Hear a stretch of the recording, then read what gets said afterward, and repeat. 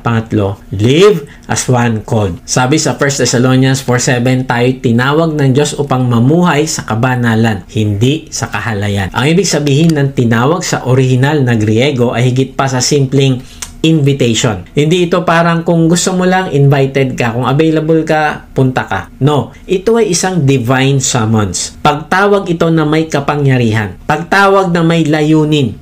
Pagtawag na hindi mo pwedeng baliwalain. Kaibigan, sa totoo lang, ikaw at ako ay tinawag ng Diyos ngayon. Hindi ito suggestion. Ito ay isang destiny-defining appointment. Now, ayon sa talata ay, para saan ka tinawag ng Diyos? Para sa kabanalan o sa salitang Griego ay hagiasmos. Grabe, hindi neutral ang pagtawag ng Diyos. Hindi ito pwedeng paminsan-minsan pwede maging banal. Pero pwede din naman, minsan hindi. No, hindi ganon. Ang pagtawag ng Diyos ay malinaw. Ayon sa talata ay, hindi ka niya tinawag patungo sa kahalayan. Merong purpose. Kundi inilagay ka na niya sa sphere ng kabanalan na lalakaran mo na lang. Yung salitang hagiasmos ay sobrang ganda. Hindi lang ibig sabihin na malinis ka sa moralidad. Ang ibig sabihin nito ay set apart, consecrated, belonging completely to God. Ganun ka, kaibigan. Tinawag ka para maging kanya, para maging banal, para maging reflection ng kanyang kabanalan. Dati nandito ka sa kadiliman, tapos nilipat ka niya, sineparate ka niya. So ano ibig sabihin ng live as one called? Ibig sabihin, mamumuhay ka ng naaayon sa banal na pagtawag ng Diyos sa iyo bilang mananampalataya. Ito ay tungkol sa pag-unawa mo kung sino ka na ngayon. Ikaw ay pinili na, ikaw ay tinawag na at hiniwalay ng Diyos. Dahil dito, dapat makita na sa pamumuhay mo ang karakter ng Diyos na banal. Hindi ka tinawag para sa kahalayan. Tinawag ka para sa kabanalan. At ang pagtawag na ito ay ang identity mo na ngayon. Imagine mo ito. Ano kaya kung isang araw ay personal kang tinawag ng Pangulo ng bansa para maging ambassador sa ibang bansa? Grabe, hindi lang ito trabaho, hindi lang ito para sa sweldo, kundi bigla kang nagkaroon ng bagong identity. Bakit? Kasi mula sa araw na yon, hindi mo na lang nire-represent ang sarili mo. Lahat ng salita mo, kilos mo, desisyon mo, hindi na lang sa pangalan mo ginagawa. Kasi ginagawa mo na ito sa pangalan ng buong Pilipinas. So, ang isang ambassador ay isang taong may dangal, isang kinatawan ng buong bansa, isang taong dala-dala ang bandila ng kanyang pinanggagalingan. Kapag nagsalita siya, parang ang bansa niya na rin ang nagsasalita. Kapag kumilos siya, parang sinasabi niya na ganito kaming mga Pilipino kumikilos. Ako ang representation nilang lahat. Kaya lang, alam mo, nakakalungkot ang isang kwento ng isang ambassador ng Israel na si Churiel Rafael. Noong taong 2007, si Ambassador Rafael ay naitalaga upang i-represent ang Israel sa bansang El Salvador. Isang posisyon na may mataas na karangalan, respeto at responsibilidad. Pero isang gabi, isang insidente ang yumanig sa embahada at sa buong mundo. Natagpuan si Ambassador Rafael sa likod ng kanyang tirahan, lasing, nakahubad at nakagapos. Suot ang tinatawag na bandage gear, isang sexual outfit na karaniwang ginagamit sa mga sexual roleplay. At mayroon pa siyang ball gag sa kanyang bibig, isang item na literal na pumipigil sa iyong magsalita. Nang siya'y matagpuan ng security personnel at tinanggal ang kanyang ball gag, ang tanging nasabi niya ay, "Ako ang ambassador." Oo, ambassador nga siya, pero sa gabing yon, hindi siya kumilos bilang isang ambassador ng kanilang bayan. Kaibigan, hindi lang ito kwento ng isang taong bumigay sa pita ng laman. Ito ay kwento ng isang taong nakalimot kung sino siya. Hindi lang sarili niya ang nadungisan, kundi nadungisan ang pangalan ng kanyang bansa. Nadungisan ang posisyon ng pagiging ambassador. Nadungisan ang tiwala na ibinigay sa kanya ng kanyang pamahalaan. At bilang resulta, agad siyang pinabalik sa Israel at hindi na muling pinahintulutang ipagpatuloy ang kanyang tungkulin. Anong kinalaman nito sa atin? Kaibigan, bago natin itulak sa gilid ang kwento ni Rafael at sabihin, hindi ako ganyan, huminto tayo at magtanong, tayo ba ay namumuhay bilang mga ambassador ni Kristo? Tayo ba ay kumikilos ayon sa tawag na ibinigay ng Diyos sa atin? Balikan natin ang 1 Thessalonians 4:7. Tayo tinawag ng Diyos upang mamuhay sa kabanalan, hindi sa kahalayan. Kaibigan, tinawag ka sa kabanalan hindi para sa sarili mong kasiyahan. Tinawag ka upang magdala ng karangalan sa Diyos, hindi kahihiyan. Tinawag ka upang maging kinatawan ng kaharian ng langit dito sa lupa. Sabi pa sa 2 Corinthians 5:20, kaya't kami mga sugo ni Kristo at parabang ang Diyos ay namamanhikan sa pamamagitan namin.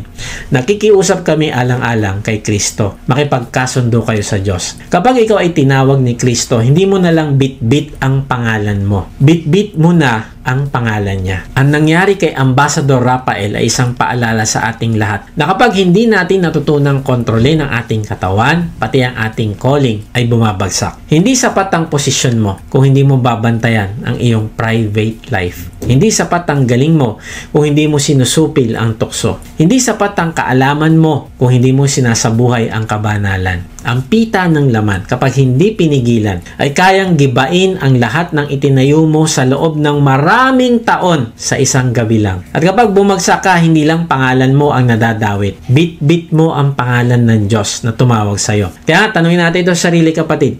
Ano ang ginagawa mo kapag walang nakatingin? Paano ka kumilos sa pribado? Pareho ba ang pagkatao mo sa social media at sa personal life? Sa bawat decision mo, naaayon ba ito sa calling mo o sa pita ng laman mo? Kaibigan, wag mo sirain ang pangalan ng Diyos sa pamamagitan ng hindi makontrol na katawan. Kaya kilalanin mo ang Diyos at kilalanin mo ang identity mo sa Kanya. Kasi kung hindi mo alam kung sino ang tumawag sa iyo, madali mong kalimutan kung sino ka. Kung si Churiel Rafael ay ambassador ng Israel na bumagsak dahil sa kahalayan, si Daniel naman ay isang ambassador ng Diyos sa isang banyagang kaharian na nangyaybabaw sa kabanalan. Parang tayo na naging ambassador na ng Diyos dito sa lupa. Tayo ay citizen na ng kalangitan. Nung tayo ay nanampalataya sa Panginoong Hesus. At tayo ngayon ang representative niya dito. Ganon si Daniel. Isipin mo ang kalagayan ni Daniel. Bata pa siya. Bihag mula sa Juda. Dinala sa gitna ng kabihas ng puno ng immoralidad doon sa Babylon.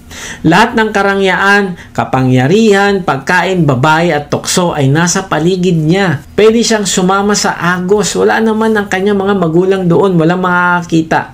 Pwede siyang makalimot kung sino siya. Pero hindi niya ginawa. Sabi sa Daniel 1:8, ngunit ipinasya ni Daniel na hindi niya durungisan ng kanyang sarili sa pamamagitan ng mga pagkain at alak na galing sa hari. Kaya ipinakiusap niya kay Aspenas na huwag silang pakainin at painumin ng mga iyon. Pansinin mo, kaibigan, ang salitang ipinasya. Ibig sabihin, ang ginawa niya ay hindi tungkol sa pakiramdam, hindi convenience, kundi isang desisyon na gawin ang tama kahit walang applause, kahit walang madidinig na good job, Daniel. Hindi. Habang ang mga kabataang Hudyo ay natukso ng karangyaan ng palasyo, si Daniel ay nagtakda ng boundary. Hanggang dito lang ako. May calling ako, may Diyos ako, may pangalan akong dala. Representative ako, ambassador ako. Dumaan ang panahon, naging kilala si Daniel. Ginawa siyang gobernador, tagapagpayo ng hari, pinuno ng mga matatalino sa kaharian. Pero kahit lumawak ang impluensya niya, hindi lumuwag ang disiplina niya. Hindi siya bumili ng babae. Hindi siya naduwag sa panalangin kahit bawal. Hindi niya dinungisan ng pagnanasa ng laman ang kanyang calling. Hanggang sa huli, tingnan mo ang sabi sa kanya sa Daniel 6:4. Kaya ang dalawang kasama niyan, tagapamahala at ang mga pinuno ng mga rehiyon ay humanap ng maibibintang kay Daniel upang huwag matuloy ang magandang balak ng hari para sa kanya. Ngunit wala silang makitang dahilan sapagkat lagi matapat si Daniel sa kanyang tungkulin. Grabe, wala ni isang maipintas sa kanya. Nang ipinasok siya sa lion's den, hindi dahil sa kasalanan, kundi dahil sa kanyang kabanalan. Anong nangyari? Lumitaw ang kapangyarihan ng Diyos at iniligtas siya mula sa bibig ng mga leon. At nang siya'y makalabas ng buhay, tingnan mo, ito sinabi ni Haring Dario, inuutos ko sa lahat ng aking mga nasasakupan na matakot at gumalang sa Diyos ni Daniel, sapagkat siya ang Diyos na buhay at mananatiling magpakailanman. Hindi mawawasak ang kanyang kaharian at mananatili habang panahon ang kanyang kapangyarihan. Grabe, dahil sa tapat na representative ng Diyos si Daniel sa banyagang bansa ay nakita ni Haring Dario na totoo at karapat-dapat sambahin ang Diyos natin. Si Daniel ay isang ambassador na namuhay ng tapat. Nakita ng mundo ang Diyos sa kanyang pamumuhay at hindi siya napahiya. So tingnan natin yung contrast, si Daniel at saka si Rafael. Tingnan natin, sa calling si Rafael ambassador ng Israel, pero si Daniel ambassador ng Diyos. Sa environment, okay, si Rafael nag-represent siya sa foreign land, doon sa El Salvador. Pero si Daniel nag-represent siya sa foreign land din, pero sa Babylon. Sa temptation, drunkenness, sexual lust, royal luxury, idolatry, pressure. So ano ang response ni Rafael? Bumigay siya sa kahalayan. Pero si Daniel, nagtatag ng boundaries sa kanyang temptation. So anong resulta? Si Rafael napahiya, na-recall, nadungisan ng pangalan. Pero si Daniel, pinarangalan ng Diyos. Ipinakita sa mundo ang kabanalan niya. Kaibigan, ito yung tanong. Sa gitna ng tukso, sino ang gagayahin mo? Kapag walang nakakakita, kaninong pangalan ang iniisip mong dala-dala mo? Sarili mo o pangalan ng Diyos? Ambassador ka ba ni Kristo sa buhay mo ngayon? Sa salita, sa kilos, sa lihim mong buhay. Tandaan mo ito, ang tunay na ambassador ng Diyos kahit nasa gitna ng tukso ay naninindigan, hindi dahil sa sariling lakas, kundi dahil alam niyang siya'y tinawag. Kaibigan, ang pagtawag ng Diyos ay hindi lang para sa pastor, hindi lang para sa missionary, hindi lang para sa mga tinatawag nating full-time Christian workers. No, hindi. Ang pagtawag ng Diyos ay para sa bawat mananampalataya.